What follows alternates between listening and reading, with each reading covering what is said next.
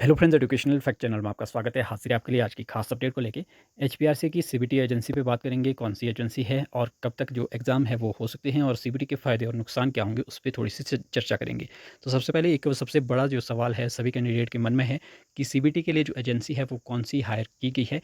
क्योंकि हम देखते हैं कि पहले दिन जब अखबारों में खबर आती है तो उसमें एल का जो है वो जिक्र किया गया था कि एल जो एजेंसी है वो हायर करेगी और वही जो है वो एग्ज़ाम कंडक्ट करवाएगी। लेकिन दूसरे दिन जब हम देखते हैं एक डॉक्यूमेंट मिलता है जिसमें कि कहा ये जाता है, लिखा हुआ वो होता है उसमें कि जो आपकी एल है वो एलिजिबल नहीं पाएगी, इसलिए जो टीसीएस है वो ही जो है वो आपकी हायर कर दी जाएगी और वही आपकी एग्ज़ाम लेगी। लेकिन साथ में ही खबर निकल के आती है कि एडसेल जो कंपनी है वही जो है अब आपके आगे के जो एग्ज़ाम है वो कंडक्ट करवाएगी। एडसेल वही कंपनी है जिसने कि पहले भी जो आपका एचपीआरसी ने एकमात्र जो एग्ज़ाम लिया है वो एडसेल ने ही लिया था। तो उसमें टीसीएस और जो एडसेल के साथ दिक्कत आ रही थी वो ये थी कि एक तो इनका खर्च ज़्यादा था और दूसरा ये काम भी जो है वो डिले, बहुत ज़्यादा डिले करके जो है कर रहे थे। लेकिन एलिजिबल भी जो है वो यही कंपनियाँ जो है, बाकी इसमें कोई और कंपनी ने ज़्यादा पार्टिसिपेट किया ही नहीं था। तो ये समस्या ये है। और बाकी बात करिए अगर कौन-सी कंपनी जो फाइनल हुई है वो इसका कोई भी अता-पता अभी नहीं लग रहा है। हम उम्मीद कर रहे थे कि आज जो है वो कोई खबर निकल के आए, कोई ऑफ़िशियल डॉक्यूमेंट सामने आए जिसमें कि क्लियरली मेंशन हो कि ये कंपनी है जो कि अब जो फर्दर एग्ज़ामिनेशन होने हैं, सीबीटी होना है वो ये कंडक्ट करेगी। लेकिन इस तरह की जो कोई भी खबर है वो नहीं आई है एचपीआरसी की ओर से भी। तो इसकी अभी तक कोई भी जानकारी जो है वो नहीं है, पुख्ता जानकारी नहीं है कि टीसीएस एग्ज़ाम लेगा या एडसिल होगा या फिर आपकी एल है, कौन-सी कंपनी जो है वो सीबीटी करवाने वाली है। तो ये तो रहा पहला सवाल। दूसरी जो बात है वो है आपकी एग्ज़ाम कब तक होंगे। तो अगर एजेंसी हायर हो चुकी है, क्योंकि अब तो संशय ये भी होने लगा है कि एक्चुअल में हुई भी है एजेंसी हायर या नहीं हुई है। तो अगर एजेंसी फाइनल हो चुकी है तो आपके जो एग्ज़ाम्स हैं वो आपको बहुत ज़्यादा जल्दी तो देखने को नहीं मिलेंगे।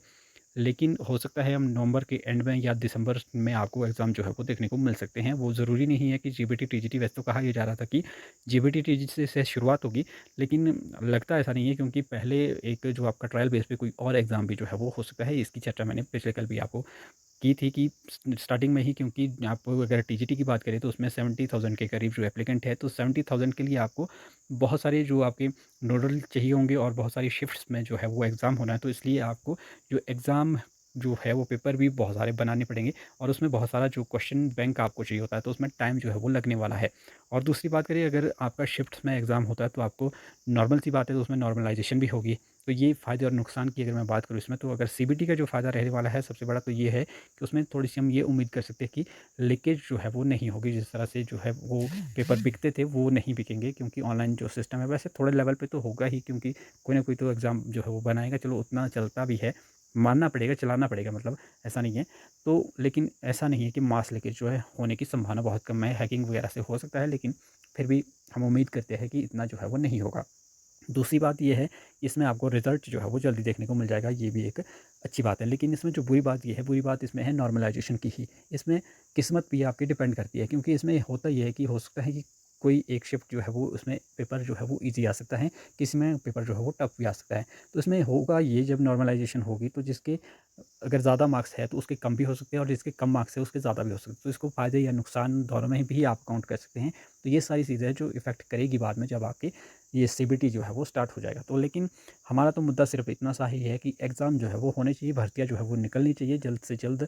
जो निकली हुई भर्तियाँ हैं उसके एग्ज़ाम हो जाए और जो नहीं निकले हैं, जो अप्रूव्ड है वैकेंसीज़, वो जल्दी से जल्दी जो है वो आउट हो जाए, ताकि युवाओं को रोज़गार मिल सके। क्योंकि इतना लंबा समय हो चुका है, अभी तक जो है वो भर्तियाँ नहीं हो रही है। और लगातार जो युवा वर्ग है ये डिमांड भी कर रहे हैं और तैयारियाँ कर रहे हैं, लेकिन उस तैयारी करने का कोई फ़ायदा नहीं हो रहा जब एग्ज़ाम नहीं हो रहे हैं। तो ये सारी बातें थी। अभी सीबीटी की जो एजेंसी का नेम है वो हम अनाउंस नहीं कर पाएँगे, क्योंकि हमें एक्चुअल में किसी को भी ये नहीं है पता। ऑफ़िशियल जानकारी जो है वो इसकी अभी आउट नहीं हुई है, ना ही आपको कहीं न्यूज़पेपर में आज को देखने को मिलेगा। कोई जानकारी मिलती है तो वो हम आपके साथ ज़रूर साझा करेंगे।